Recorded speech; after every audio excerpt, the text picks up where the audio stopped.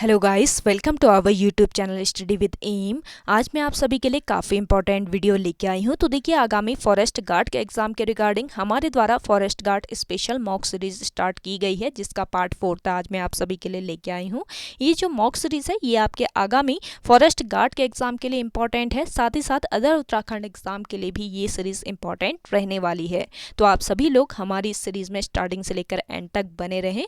इस सीरीज में हमारे द्वारा करंट के क्वेश्चंस भी इंक्लूड किए गए हैं, ताकि करंट अफेयर्स भी आपके इसी मॉक सीरीज से ही कवर हो जाएं। तो चलिए आज की इस सीरीज को स्टार्ट करते हैं। स्टार्ट करने से पहले जिन लोगों ने अभी तक हमारे YouTube channel study with M को सब्सक्राइब नहीं किया है वो सब्सक्राइब कर लें। साथ ही साथ बगल में जो बेल आइकन दिख रहा है इसे भी प्रेस कर लें, ताकि हम कोई भी वीडियो डालते हैं तो उसका नोटिफिकेशन आपके पास जल्द से जल्द पहुंच जाए। आप सभी लोग हमारे टेलीग्राम चैनल को भी ज्वाइन कर सकते हैं। अराउंड 6.3 के यहाँ पे ग्रुप मेंबर्स हो चुके हैं। सुबह 10 बजे और शाम 8 बजे यहाँ पे क्विज का आयोजन भी कराया जाता है। इसके अलावा अदर इंपॉर्टेंट अपडेट्स पीडीएफ्स यहीं पे शेयर की जाती हैं। लिंक आपको इसका डिस्क्रिप्शन बॉक्स में मिल जाएगा। बढ़ते हैं आज की वीडियो की ओर। इस सीरीज का पहला क्वेश्चन है, संयुक्त राष्ट्र संघ की स्थापना कब हुई? देखिए, संयुक्त राष्ट्र संघ की स्थापना हुई 24 अक्टूबर 1945 को। ऑप्शन सेकंड इस क्वेश्चन का करेक्ट आंसर है संयुक्त राष्ट्र संघ। इसका मुख्यालय कहाँ पर स्थित है? न्यूयॉर्क में। न्यूयॉर्क में इसका मुख्यालय है। और संयुक्त राष्ट्र संघ के पहले महासचिव कौन थे? त्रिगवेली संयुक्त राष्ट्र संघ के पहले महासचिव थे। और देखिए, संयुक्त राष्ट्र संघ जो है ये एक अंतर्राष्ट्रीय संगठन है।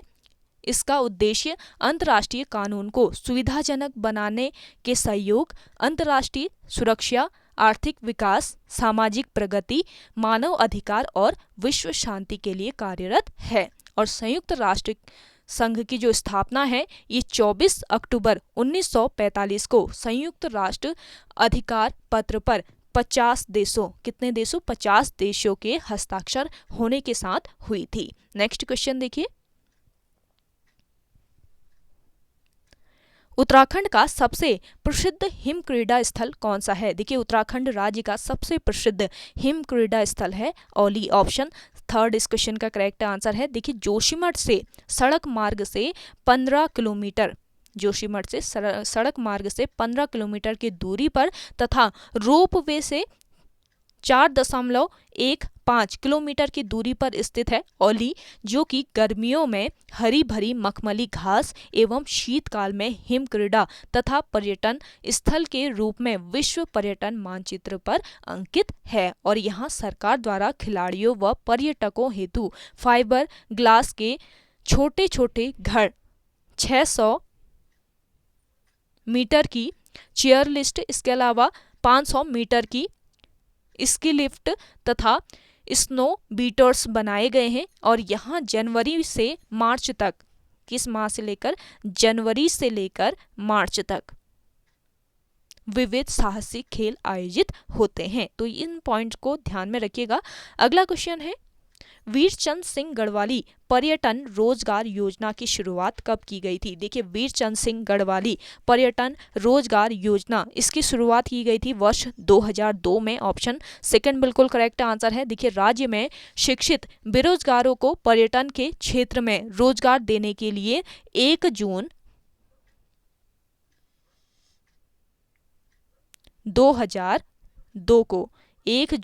2002 से यह योजना चलाई जा रही है। 1 जून 2002 से ये योजना चलाई जा रही है। कौन सी योजना? वीरचंद सिंह गढ़वाली पर्यटन रोजगार योजना।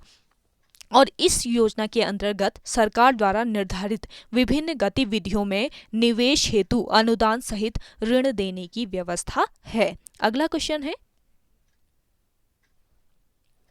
उत्तराखंड राज्य में 10वें मेला क्याक महोत्सव 2022 का आयोजन कहाँ किया गया? देखिए, उत्तराखंड राज्य में 10वें मेला क्याक महोत्सव का आयोजन किया गया है वर्ष 2022 में। तो ये आयोजन कहाँ पर किया गया है ये बताना है, किस स्थान पर इसका आयोजन किया गया है 10वें क्याक महोत्सव का। तो इसका राइट आंसर हो जाएगा ऋषिकेश में। करंट से ये रिलेटेड क्वेश्चन है, इसको ध्यान रखिए। ऑप्शन फर्स्ट बिल्कुल करेक्ट आंसर हो जाएगा। देखिए, 19 फरवरी 19 फरवरी 2022 को उत्तराखंड स्थित लक्ष्मण झूला नीलकंठ मार्ग, जो कि कहाँ पर, ऋषिकेश में स्थित है। तो देखिए लक्ष्मण झूला नीलकंठ मार्ग पर हेवल और गंगा नदी, हेवल और गंगा नदी के संगम पर स्थित फूल चेटी में गंगा के गोल्फ कोर्स रैपिड में 3 दिवसीय 10वें गंगा क्याक महोत्सव 2022 का आयोजन हुआ था। और इस महोत्सव का आयोजन किसके द्वारा कराया गया था? The adventure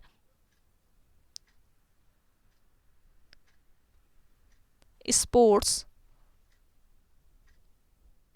society. इस महोत्सव का आयोजन द एडवेंचर स्पोर्ट्स सोसाइटी और उत्तराखंड पर्यटन विकास परिषद के सहयोग से किया गया। और देखिए एडवेंचर स्पोर्ट्स सोसाइटी के अध्यक्ष कौन है, ये आपको भी पता रहना चाहिए। तो इसके अध्यक्ष है, एडवेंचर स्पोर्ट्स सोसाइटी के अध्यक्ष हैं भीम सिंह। भीम सिंह नोट कर लीजिएगा, इंपॉर्टेंट पॉइंट है, करंट से रिलेटेड ये क्वेश्चन है, आयोग द्वारा पूछा जा सकता है आपके आगामी एग्जाम में। नेक्स्ट क्वेश्चन देखिएगा, उपभोक्ता मूल्य सूचकांक के आंकड़ों के अनुसार देश में सबसे ज्यादा महंगाई वाले 10 राज्यों में उत्तराखंड किस स्थान पर है? देखिए उपभोक्ता मूल्य सूचकांक, देखिए सूचकांक से क्वेश्चन तो पूछे ही जाते हैं, तो ये भी आपका करंट से रिलेटेड क्वेश्चन है, इसको भी आप जरूर ध्यान रखिए। उपभोक्ता मूल्य सूचकांक के आंकड़ों के अनुसार देश में सबसे ज्यादा महंगाई वाले 10 राज्यों में उत्तराखंड किस स्थान पर है, ये बताना है। तो इसका राइट जो आंसर हो जाएगा, ये कौन से स्थान पर? 8वें स्थान पर, 18th नंबर पर उत्तराखंड राज्य है। ऑप्शन 4 बिल्कुल करेक्ट आंसर है। देखिए उपभोक्ता मूल्य सूचकांक घरेलू उपभोक्ताओं द्वारा खरीदे गए सामानों एवं सेवाओं के औसत मूल्य को मापने वाला सूचकांक है। और उपभोक्ता मूल्य सूचकांक की गणना वस्तुओं एवं सेवाओं के एक मानक समूह के औसत मूल्य की गणना करके की जाती है। तो ये पॉइंट ध्यान रखिए, इंपॉर्टेंट है आगामी एग्जाम के लिए। अगला क्वेश्चन है, पोंगल किस राज्य का त्योहार है? त्योहार, नृत्य, इस तरीके से जो क्वेश्चन है, इसके अलावा अभ्यारण्य हो गए, तो ये क्वेश्चन आपको हमेशा ध्यान में रखने हैं, क्योंकि आयोग इसी तरीके के क्वेश्चन पूछता है। तो पोंगल बताना है किस राज्य का त्योहार है, तो इसका राइट जो आंसर हो जाएगा, क्या हो जाएगा? तमिलनाडु राज्य। पोंगल तमिलनाडु राज्य का त्योहार है। और इसके अलावा अगर आपसे पूछा जाए कि ओणम किस राज्य का त्योहार है, बताइए ओणम जो त्योहार है ये किस राज्य का त्योहार है, तो आपका राइट आंसर क्या हो जाएगा? केरल राज्य का। ओणम जो है ये केरल राज्य का त्योहार है। पोंगल की बात करें, पोंगल तमिल हिंदुओं का प्रमुख त्योहार है, तमिल हिंदुओं का प्रमुख त्योहार है पोंगल, और यह प्रति वर्ष 14 से लेकर 14-15 जनवरी को मनाया जाता है। प्रति वर्ष ये त्योहार 14-15 जनवरी को मनाया जाता है। पोंगल का तमिल में अर्थ क्या होता है? तमिल में इसका अर्थ होता है उफान या फिर विप्लव, विप्लव या तूफान, इसका उफान या विप्लव इसका अर्थ होता है तमिल में। और पारंपरिक रूप से संपन्नता को समर्पित त्योहार है ये पोंगल त्योहार, जिसमें समृद्धि लाने के लिए वर्षा, धूप तथा खेतीहर मवेशियों की आराधना की जाती है। अगला क्वेश्चन है, काजीरंगा नेशनल पार्क किस राज्य में लोकेटेड है, ये बताना है। तो देखिए काजीरंगा नेशनल पार्क ये किस राज्य में स्थित है, इसका राइट जो आंसर हो जाएगा ये है असम राज्य। ऑप्शन फर्स्ट बिल्कुल करेक्ट आंसर है। काजीरंगा नेशनल पार्क असम राज्य के कहाँ पर? असम राज्य के गोलाघाट में स्थित है, ये ध्यान रखेंगे। और काजीरंगा राष्ट्रीय उद्यान भारत के असम राज्य का एक राष्ट्रीय उद्यान है, और यह उद्यान एक सींग वाले, ध्यान दीजिएगा, एक सींग वाले गैंडा के लिए विशेष रूप से प्रसिद्ध है। और इसके क्षेत्रफल की अगर हम बात करें काजीरंगा नेशनल पार्क के क्षेत्रफल की, तो 430 वर्ग किलोमीटर इसका क्षेत्रफल है। आप सभी लोग कमेंट करके बताइएगा कि काजीरंगा नेशनल पार्क इसकी स्थापना किस वर्ष की गई। ज़्यादा से ज़्यादा लोग कमेंट कीजिएगा कमेंट सेक्शन में। आप सभी लोग सपोर्ट करेंगे तभी इंटरेस्टिंग वीडियो आपके लिए आती है, आपको भी सपोर्ट करना है साथ ही साथ में हमको। तो ज़्यादा से ज़्यादा इस सेशन को शेयर कीजिए अपने दोस्तों के साथ, अपने व्हाट्सएप ग्रुप्स में। जिन लोगों को सेशन पसंद आ रहा है तो लाइक कर लीजिए, और जिन लोगों ने अभी भी हमारे YouTube channel study with M को सब्सक्राइब नहीं किया है वो सब्सक्राइब कर लीजिए। चलिए नेक्स्ट क्वेश्चन है आपका, बालचा धुरा दर्रा किस राज्य में स्थित है? किस जिले में, सॉरी किस जिले में कर लीजिए, इसको मिस प्रिंट हो गया, तो किस जिले में स्थित है बालचा धुरा दर्रा? तो बालचा धुरा दर्रा जो है ये किस जिले में, चमोली जिले में स्थित है। ऑप्शन फर्स्ट बिल्कुल राइट आंसर हो जाएगा, बालचा धुरा दर्रा चमोली और किसको, चमोली और तिब्बत को आपस में जोड़ने वाला ये दर्रा है। कौन सा दर्रा? बालचा धुरा दर्रा। इंपॉर्टेंट क्वेश्चन है, ध्यान जरूर रखिए। अगला देखिए, दुधातोली लोक विकास संस्थान के संस्थापक कौन हैं? दुधातोली लोक विकास संस्थान, इसके संस्थापक हैं कौन? सच्चिदानंद भारती। ऑप्शन सेकंड बिल्कुल करेक्ट आंसर है, दुधातोली लोक विकास संस्थान के संस्थापक हैं सच्चिदानंद भारती। और इसके अलावा देखिए, सच्चिदानंद भारती ने पौड़ी जनपद में, दुधातोली लोक विकास संस्थान कहाँ पर है? ये पौड़ी जनपद में स्थित है। इसके अलावा इन्होंने पौड़ी गढ़वाल के उफरें खाल में पानी की कमी को दूर करने के लिए एक आंदोलन चलाया था, जिसका नाम क्या था? पानी राखो आंदोलन। पानी राखो आंदोलन ये किसने चलाया था? ये चलाया था सच्चिदानंद भारती ने। और देखिएगा, इस आंदोलन, जो ये पानी राखो आंदोलन था, इस आंदोलन के परिणाम स्वरूप पानी की कमी से बंजर भूमि जो हुई ये पुनः हरी भरी हो गई थी। तो ये ध्यान रखेंगे, ये कौन सा आंदोलन था? ये था पानी राखो आंदोलन, जो कि उफरे खाल पौड़ी में चलाया गया था सच्चिदानंद भारती के द्वारा। अगला क्वेश्चन देखिए,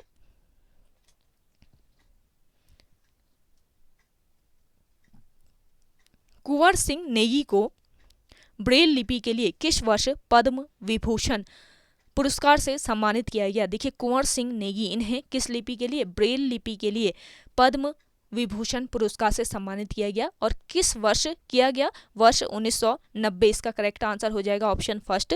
देखिए, नेत्रहीनों के लिए ब्रेल लिपि के क्षेत्र में 60 वर्ष से समर्पित है श्री कुंवर सिंह नेगी। तो कुंवर सिंह नेगी, इनका जन्म कहाँ पर हुआ? पौड़ी जनपद के अयाल गांव में इनका जन्म हुआ। कब? वर्ष 1927 ईस्वी में। और ये कई भारतीय भाषाओं का इन्होंने ब्रेल लिपि में लिप्यांतरण किया। ये कई भारतीय भाषाओं का ब्रेल लिपि में लिप्यांतरण करने और गुरुवाणी को गुरुमुखी ब्रेल में तैयार करने वाले पहले व्यक्ति हैं। इंपॉर्टेंट पॉइंट है, इसको नोट कर लीजिएगा। ये आपके जो कुंवर सिंह नेगी हैं, ये कई भारतीय भाषाओं का ब्रेल में लिप्यांतरण करने और गुरुवाणी को गुरुमुखी ब्रेल में तैयार करने वाले पहले व्यक्ति हैं। इन्हें पद्मश्री और पद्म विभूषण सम्मानों से अलंकृत किया जा चुका है। पद्म विभूषण के अलावा इन्हें पद्मश्री अवार्ड भी मिला है। आप कमेंट करके बता सकते हैं कि पद्मश्री अवार्ड इनको कब मिला। जिन लोगों को आंसर आ रहा है जल्दी से कमेंट करके कमेंट सेक्शन में बताइएगा। अगला देखिए, मंसार का मेला किस जनपद में लगता है? मंसार का मेला लगता है किस जनपद में? पौड़ी जनपद में। ऑप्शन फर्स्ट बिल्कुल करेक्ट आंसर है। मंसार का जो मेला है ये पौड़ी गढ़वाल के कोट ब्लॉक में प्रतिवर्ष लगता है। और यह मेला दीपावली पर्व के 11 दिन बाद द्वादशी तिथि को, किस तिथि को? द्वादशी तिथि को आयोजित किया जाता है। और ये मंसार का जो मेला है ये माता सीता से संबंधित है, ये भी आप ध्यान रखेंगे। अगला देखिए, गढ़वाल में सरयूल व्यवस्था का जनक किसे कहा जाता है? इंपॉर्टेंट क्वेश्चन है। गढ़वाल में सरयूल व्यवस्था का जनक कहा जाता है किसको? अजय पाल को। ऑप्शन सेकंड बिल्कुल करेक्ट आंसर है। देखिए, अजय पाल गढ़वाल के पंवार वंश का 37वां राजा था। गढ़वाल में पंवार वंश का 37वां राजा कौन था? अजय पाल था। और अजय पाल ने अपने भुजबल यानी बाहुबल से पूर्वजों के लघु राज्य को इसने विशाल राज्य में बदलने के लिए समस्त गणपतियों को जीत लिया था। समस्त गणपतियों को अपने बाहुबल से जीता था। किसने? अजय पाल ने। और देखिए गढ़भूमि का एकीकरण भी अजय पाल ने ही किया था और इसने अपनी राजधानी चाँदपुर गढ़ी से इसने अपनी राजधानी कहाँ पर स्थापित की? श्रीनगर में चाँदपुर गढ़ी से हटाकर इसने अपनी राजधानी वर्ष 1358 ईस्वी में श्रीनगर में स्थापित की। और अजयपाल ने देवलगढ़ में अपने लिए एक राजप्रसाद का निर्माण कराया और उसमें इसने अपनी कुल देवी राजराजेश्वरी की प्रतिष्ठा भी की थी। तो इम्पॉर्टेंट पॉइंट्स जो होते हैं ये आपको इसमें बताए जाते हैं। इन पॉइंट्स को आप नोट डाउन जरूर कीजिएगा, काफ़ी हेल्पफुल रहते हैं आपके आगामी एग्जाम के लिए। चलिए नेक्स्ट क्वेश्चन देखिए। आज का ये सेशन पसंद आ रहा है तो लाइक कीजिएगा, कमेंट सेक्शन में कमेंट करके बताइएगा ये सेशन आपको कैसा लगता है। और ज़्यादा से ज़्यादा लोग जो भी क्वेश्चन आपसे पुटअप किया जाता है तो कमेंट सेक्शन में उसका आंसर कमेंट कीजिएगा। अगला देखिए, भिलाई इस्पात संयंत्र का निर्माण किस देश के सहयोग से किया गया था? भिलाई संयंत्र जो है इसका निर्माण किया गया था किस देश के सहयोग से?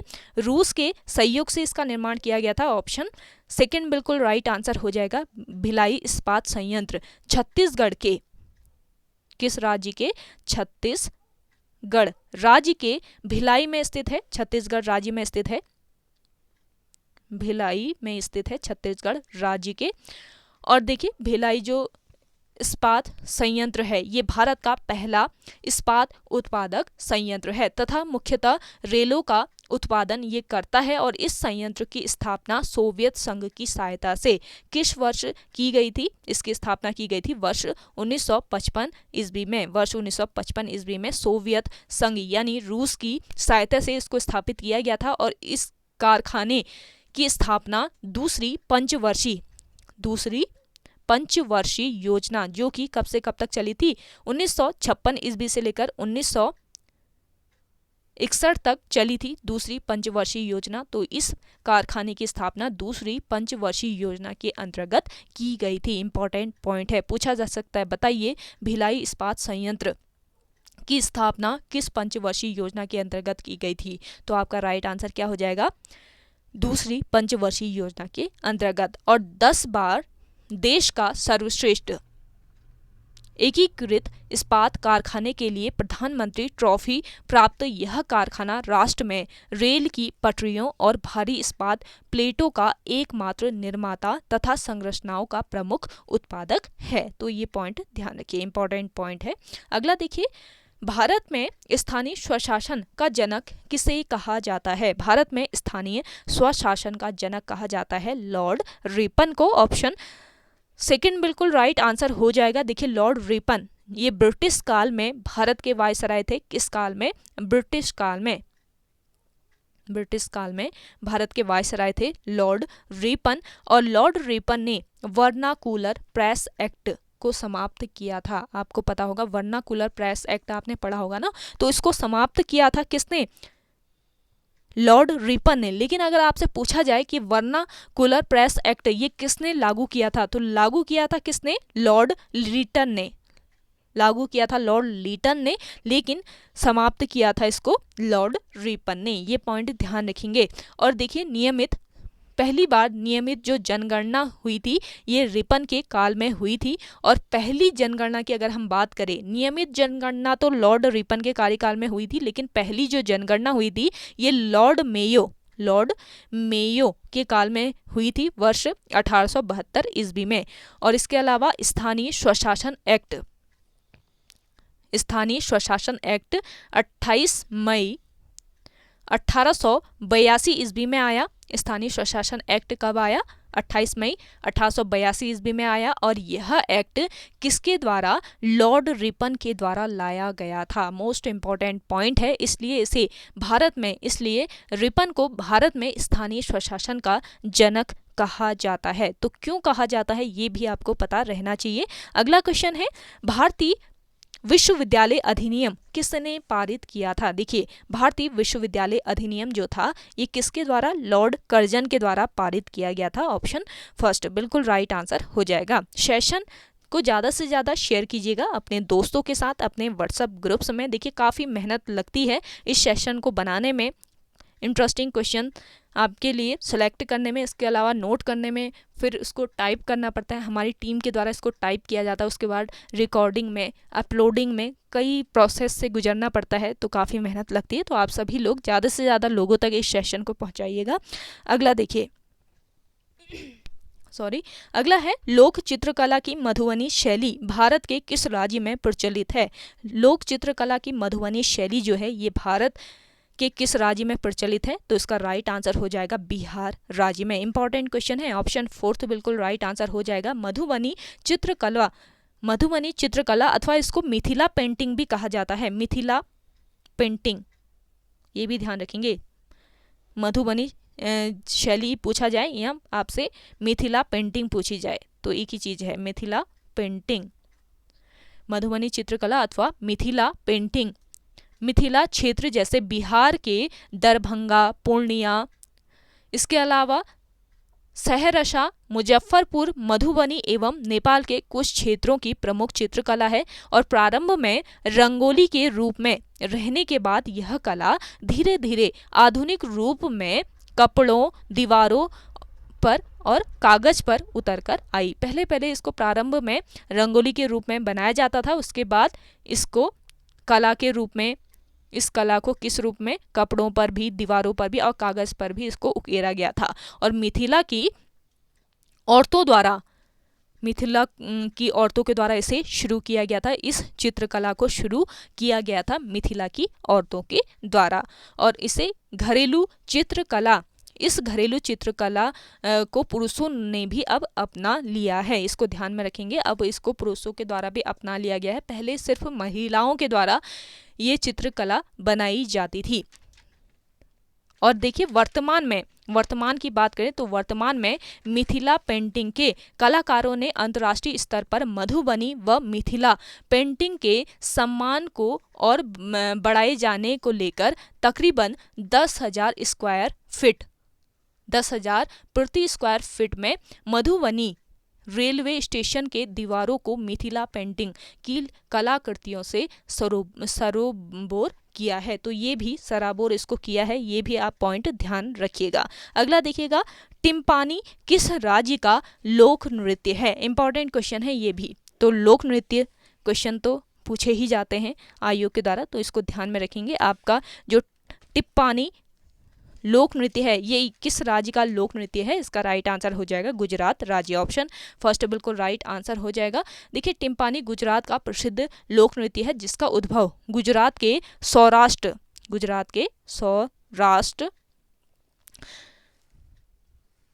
में हुआ था। तो गुजरात के सौराष्ट्र में इसका उद्भव हुआ था। इस नृत्य का निर्माण गुजरात के चोरवाड़ में, सौराष्ट्र के चोरवाड़ में इसका उद्भव हुआ था और इस नृत्य का निर्माण चोरवाड़ की कोली महिलाओं द्वारा किया गया था। चोरवाड़ की कोली महिलाओं के द्वारा इसका निर्माण किया गया था इस नृत्य का। तो ये ध्यान रखेंगे, यह नृत्य विशेष रूप से महिलाओं द्वारा किया जाता है और महिलाएं लोकगीतों के साथ दो विपरीत पंक्तियों में फर्श को पीटते हुए ये नृत्य करती हैं।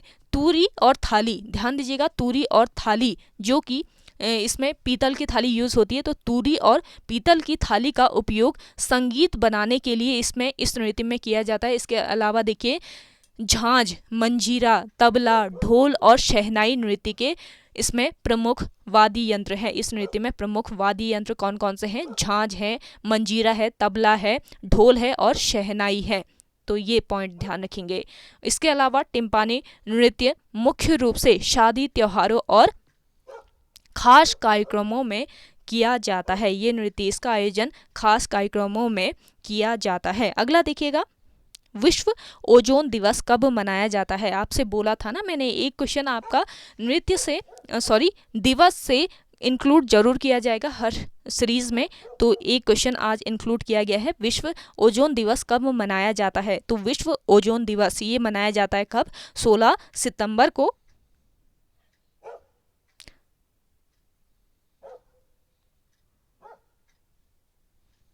यहाँ पे सितंबर हो गया, देखिए दिसंबर हो गया, सितंबर का लीजिएगा। 16 सितंबर को मनाया जाता है। मिस प्रिंट हो गया ना, टाइप करने में मिस हो गया, तो हो गया आपका विश्व ओजोन दिवस कब मनाया जाता है? 16 सितंबर को मनाया जाता है और 16 सितंबर को पूरी दुनिया में विश्व ओजोन दिवस मनाया जाता है।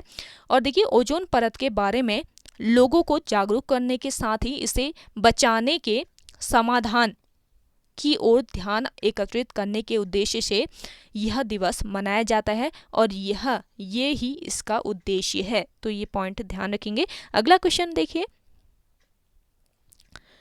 पवार वंश की सबसे प्राचीन कृति मानवदय की रचना किसने की थी? देखिए पवार वंश की सबसे प्राचीन कृति जो है ये कौन सी है? मानवदय है। तो इसकी रचना किसके द्वारा की गई है ये बताना है। तो मानवदय जो काव्य है इसकी रचना भरत कवि के द्वारा की गई है। ऑप्शन फर्स्ट बिल्कुल राइट आंसर हो जाएगा। देखिए पवार राजाओं के काल में मानवदय काव्य, इसके अलावा गढ़ राजवंश काव्य, इसके अलावा सुदर्शनोदय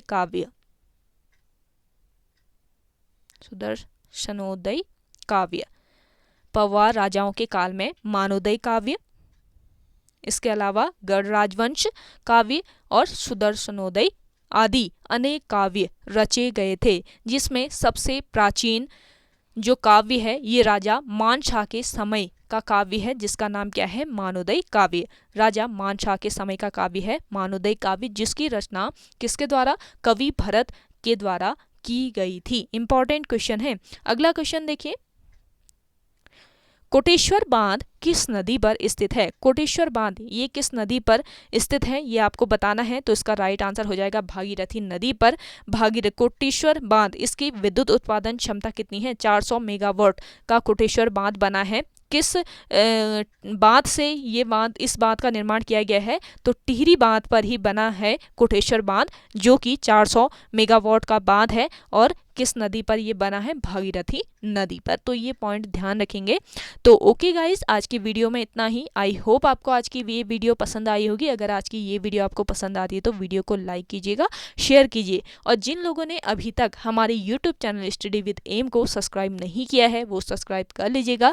कल से ये क्लास आपको डेली शाम 5 बजे मिलेगी। तो 5 बजे आप इस क्लास को देखने के लिए तैयार रहिएगा और कॉपी पेन लेके जरूर बैठा कीजिए इस सीरीज को देखने के लिए। काफ़ी इंपॉर्टेंट पॉइंट इस सीरीज में आपको बताए जाते हैं जो कि आपके आगामी एग्जाम में काफ़ी हेल्पफुल रहते हैं। तो ज़्यादा से ज़्यादा पॉइंट्स को नोट कर लीजिए। चलिए मिलते हैं एक नई इंटरेस्टिंग क्लास के साथ, तब तक के लिए धन्यवाद।